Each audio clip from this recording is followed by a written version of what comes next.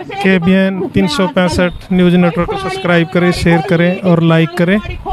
आप देख रहे हैं सेक्टर 12 में धरने पर बैठी ये आंगनवाड़ी महिलाएं।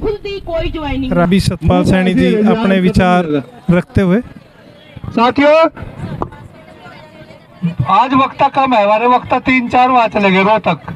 मीटिंग है हमारी स्टेट की, एक और रह गया बुला मुश्किल थे। साथियों, कल अपना चावल में भेज रखे था आपने, उन्होंने कहा अच्छा ठीक है।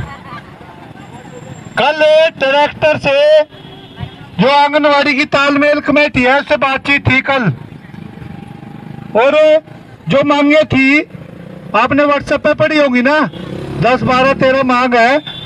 उन पे विस्तार से बात हुई, टर्मिनेशन पे बात हुई, जो पुलिस केस है उन पे बात हुई, और विभाग राजी है भी, हम इनको सारों को कंप्लीट कर देंगे, सारों को पूरी कर देंगे आपकी मांग।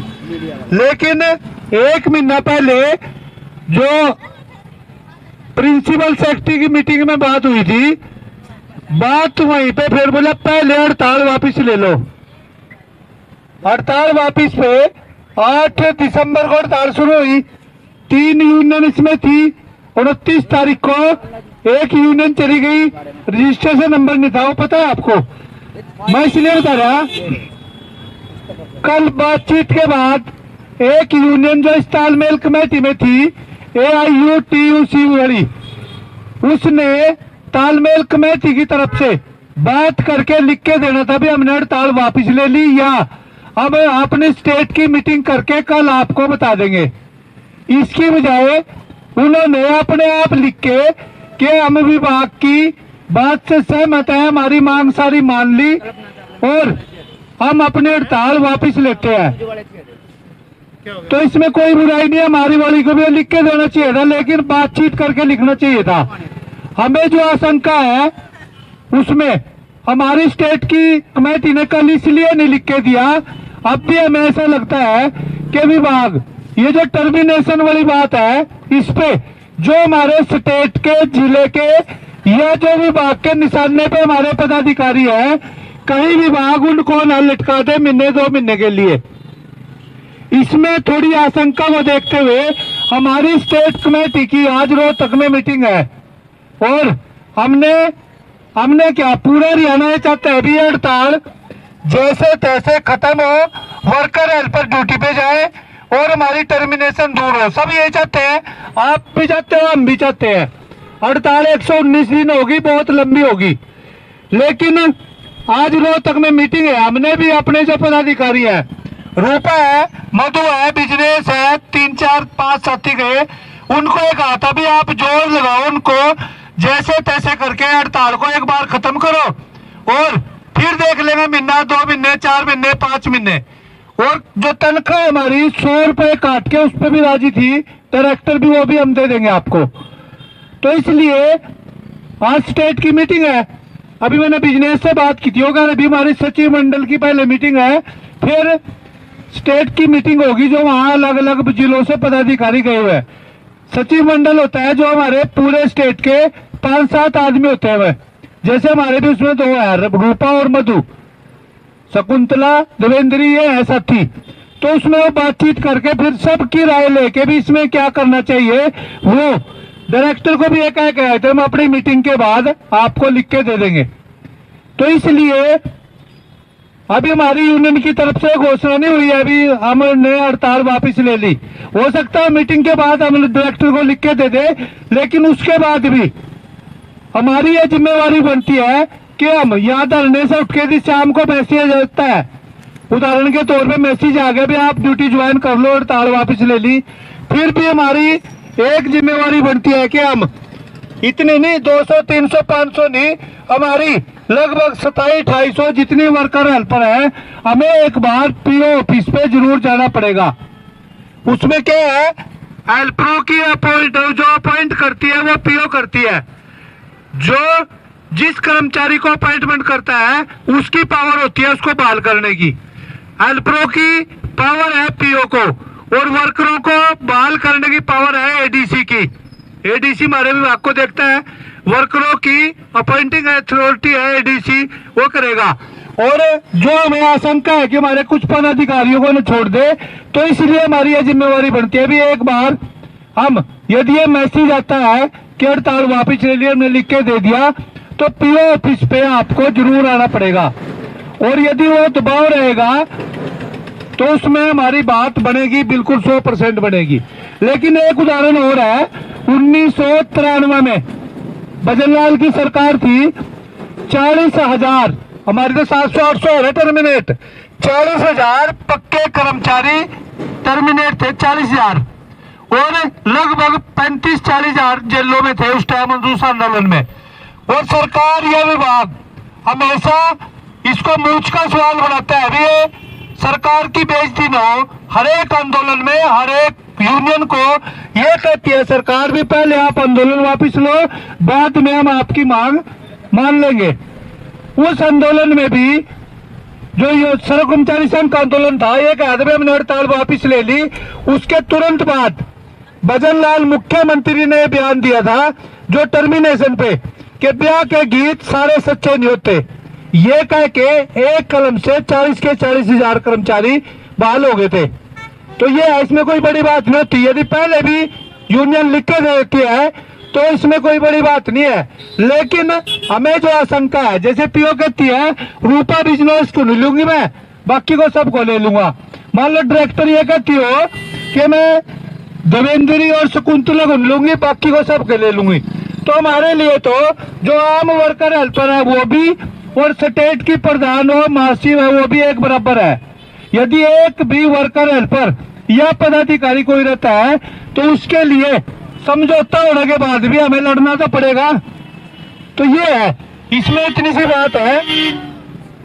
और हमने शाम को बात की थी, जो मैसेज AITUC की यूनियन ने मैसेज डाला था कि हमने लिख के दे दिया, हम भी वो भी आज अपने धरनों पे बताएंगे कि हमने हड़ताल वापस ले ली। आज नहीं ली थी उन्होंने, नकल ली थी, और वो अपने धरनों पे बताएंगे। लेकिन हमारी जो वर्करों के कमेंट्स आए वो एक बीच में ये कहते हैं कि हमारी यूनियन 1442 का मैसेज आएगा तब हम ड्यूटी पे जाएंगी। लेकिन हमें ये पता है हमारी सर्कलों की प्रधान, ब्लॉकों की प्रधान, जिले की प्रधान, कितना जोर लगाना पड़ रहा है हड़ताल लंबी होने के कारण। कोई प्लेवे स्कूल के नाम पे, कोई वैसी जो आम आंगनबाड़ी है उस पर भी खोलने के लिए, कुछ ने 2, 4, 10 ने खोल भी दी होगी, और काफी ने खोलने के बावजूद भी लिख के दे दिया भी हम हड़ताल में शामिल है। लेकिन हड़ताल हमें भी पता है लंबी होगी, थक गए, तनख्वाह नहीं है, पैसे नहीं है, किराए के पैसे नहीं है, बच्चे परिवार पालने के लिए पैसे नहीं है, तो ये हड़ताल खत्म होनी चाहिए। लेकिन स्टेट की मीटिंग के बाद जो भी मैसेज आएगा हम तुरंत आपको उससे अवगत करवाएंगे। और यदि हड़ताल खत्म करने का मैसेज आता है वो भी नहीं, या जो भी हो आएगा हम आपको अवगत करा देंगे। लेकिन उसमें जो पीओ के दफ्तर पे जाने की बात हुई तो उसमें बिल्कुल लापरवाही नहीं चलेगी, 200-300 वर्करों से काम नहीं चलेगा, वहां सभी को आना पड़ेगा, तभी ये एक कलम से तभी। क्योंकि डायरेक्टर भी, हमारा विभाग भी करनाल जिले से इसलिए डरता है कि यहाँ पे कोई आंगनबाड़ी नहीं खुली है, सारी आंगनबाड़ी बंद है, सभी हड़ताल पे है। तो इसलिए मैं आपको बताते हुए इसमें कोई चिंता की तो इसलिए नहीं है। 119 दिन हो गए और 1 महीने से हमारे इसमें जिले में कोई टर्मिनेशन भी नहीं है। उस 174 के बाद कोई टर्मिनेशन हमारे जिले में नहीं है। वही है, 14 वर्कर है, 160 हेल्पर है। लेकिन टर्मिनेट जिस यूनियन ने वापस लिया है ना, हड़ताल वापस लिया है, जो तालमेल कमेटी में थी, उनकी भी 300 वर्कर उनकी भी टर्मिनेट है। तो उनसे भी पता लग जाएगा कि वो ड्यूटी पे ले ली नहीं ले ली। यदि वो आज फैसला करके कह देंगे कल हम ड्यूटी पे जाएंगे, तो उनसे भी पता लगेगा मैं कि वो ड्यूटी पे ले ली नहीं ले ली। और ड्यूटी पे 101% ड्यूटी पे जाएंगी, टर्मिनेशन आज तक किसी की बाकी नहीं रही। उसमें हो सकता है 1 दिन लग जाए, 2 दिन लग जाए, वो अलग बात है। तो मैं आपसे रिक्वेस्ट करते हुए जो भी फैसला हो वो आपको बता देंगे। लेकिन जब तक वहां का कोई फैसला आपको बताए ना, तब तक कभी यहाँ से जाके या सुबह आंगनबाड़ी खोल के बताइए हमने तो आंगनबाड़ी खोल ली, हड़ताल वापिस होगी थी। हड़ताल वापिस भी होगी तब भी हमें एक बार तो आंगनबाड़ी फिर खोलेंगे हम, यदि ये सारी ज्वाइन कर लेंगी। पीओ पे दबाव बनाना, पीओ तुरंत डायरेक्टर से बात करेगी भी ऐसे ऐसे सारी वर्कर यहाँ आगी और वो सारी बहाल होगी, इसमें कोई चिंता की बात नहीं। और मांगों पे, सारी मांगों पे विस्तार से बात हुई, बिल्कुल टोटल पे। और उसमें जो मेन थी टर्मिनेशन के बराबर की मांग है, जो मानदेय देने की। यदि ये मानदेय 4 महीने का मिलता हो तो ये भी एक इतिहास ही होगा। पक्के कर्मचारी जो होते हैं ना, उनकी तनख्वाह मिलती है हड़ताल की। कैसे मिलती है? उनको कैजुअल लीव और पक्की छुट्टी मिलती है, 2 किस्म की पक्के कर्मचारियों को। उनकी छुट्टी कटती है तब उनको पैसे मिलते हैं, छुट्टी भर के देंगे तब मिलते हैं। और यदि हमारी बिना छुट्टी के तनख्वाह मिल जाए 100 रुपए, बताएगा स्टेट गवर्नमेंट मगर आप 100 छोड़ो, 500 भी काट लो लेकिन दे दो हमारे को, तो इसमें कोई दिक्कत नहीं। कल भी उन्होंने कहा अभी हम 100 रुपए पर मंथ काटेंगे और आपको मानदेय दे देंगे। तो इसलिए ये सारी मांगे आपकी लागू होंगी। टर्मिनेशन पहले दूर होगी, फिर कुछ चिट्ठी हमारी आ गई, जैसे कोरोना वाली है, किराए वाली तो 6/2019 की तो पकाने वाली थी, 6/2019 की है चिट्ठी, किराया बढ़ेगी आंगनबाड़ी की। और 2 लाख जो एक्सपायरी पे थे, कंडीशनल थे 29 तारीख वाले, उस चिट्ठी में भी अमेंडमेंट होनी है, वो भी दोबारा से 3 लाख की आएगी और अनकंडीशनल आएगी 3 लाख। और आयुष्मान की शायद हो सकता है उसकी चिट्ठी, और ये 400 450 की चिट्ठी आई हुई है। लेकिन ये कैसे देंगे, इसका कैसे एरियर बनाएंगे, ये भी अभी पता नहीं लगा इसका भी कैसे बनाएंगे, क्योंकि 400 2019 में उसका एरियर बन गया और जब 2020 में आएंगे उसमें 450 बदे, अब उसमें वो 450 का एरियर देंगे या 400 प्लस 450 850 का देंगे। ये जब मिलेगा तब इसका क्लियर होगा। और उस पे महंगाई भत्ता 2 बार मिलता है पक्के कर्मचारियों को, जनवरी में और जुलाई में। 300 रुपए जनवरी में, 300 रुपए जुलाई में, कितना हो गया 600 रुपए। ये कहते हैं कि हमारे मानदेय में ऑटोमेटिक जुड़ता रहेगा, और वो 300 जोड़ेंगे 600 जोड़ेंगे, ये भी अभी पता लगेगा जब ये एरियर बन जाएगा 400 450 का। उसका कैसे जुड़ेगा? मान लो 450 और 400 850 हो गए, हमारा मानदेय मान लो 10,000 है, वो 10,850 हो गया। अगला जो महंगाई भत्ता जुड़ेगा, एक तो अभी वो 10,000 पे जुड़ता चले जाएगा हर बार। एक दूसरा यह है जैसे पक्के कर्मचारियों को जो महंगाई भत्ता जुड़ता है वो 10,850 अब जुड़ गया, वो जुड़ के मान लो 11,000 कुछ हो गया, अगले साल वो 11,000 कुछ पे मिलना चाहिए, तब उसका फायदा है।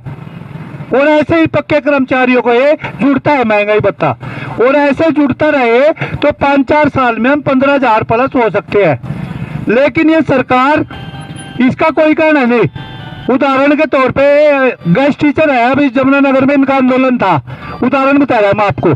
सेम उनको भी ये कहा था भी आपका महंगाई भत्ता ऐसे जुड़ेगा। उस टाइम बातचीत में बता दिया भी आपके 3,000 4,000 5,000 रुपए बढ़ जाएंगे। लेकिन जब वो चिट्ठी आई विभाग की और वो उन्होंने कैलकुलेशन करी, उनकी 2,500 रुपए तनख्वाह कम होगी, और उन्होंने एक बार फिर आंदोलन करना पड़ा कि आपने ऐसे बात करी थी, ये कैसे कर दिया आपने। तो ये जब चिट्ठी लागू हो जाती है ना, तब उसका सही पता लगता है। तो इसलिए अलग अलग कोरोना के है, ये आयुष्मान कार्ड है ये, अब इसमें कई वो बीपीएल कार्ड फलाना ढिमका न जोड़ दे बाद में। बात तो ये हुई है इसमें भी आयुष्मान कार्ड वर्कर हेल्परों के, चाहे वो जमीन वाली है, उनके घर वाले नौकरी है, चाहे बिजनेस है, चाहे वो अमीर है गरीब है, वो सबके बनेंगे आयुष्मान कार्ड।